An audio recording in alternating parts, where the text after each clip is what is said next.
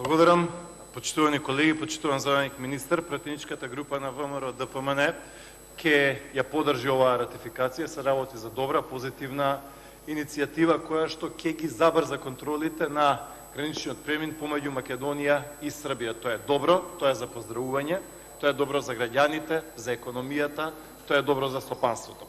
Исто така, ве охрабруваме поскоро да има таков режим на сообраќај и минување и олеснување помеѓу Македонија и Албанија. Добра е најавата за Ќафасан, да дојде време и за Дебар и така натаму, колку што можеме повеќе, со што е можно повеќе соседи да го направиме тоа.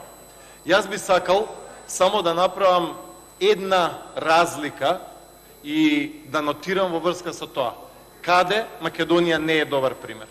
Конкретно, денес во Србија се објави нова инвестиција од 400 милиони евра, јапонска, за гуми, што ќе донесе стотици и стотици нови работни места. За жал, во Македонија не се отвараат фабрики, нема инвестиции.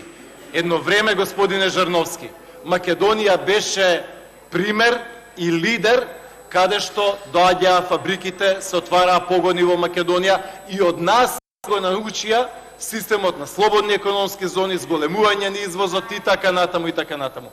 Тоа е начинот на кој што дојдовме до суфицит во трговијата со Германија од 4:1. Од 4:1.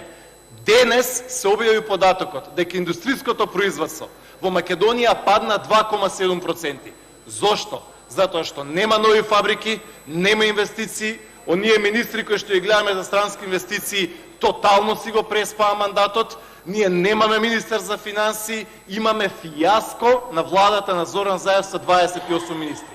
Да резимирам, господине Жарновски, добро е што ќе ја забрзуваме економијата и што ги поедноставуваме граничните процедури.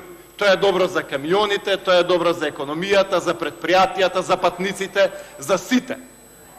Тоа што го правиме денес на граничните премини со Србија, утре да дојде време да го правиме и со Албанија, со Косово, со сите соседи.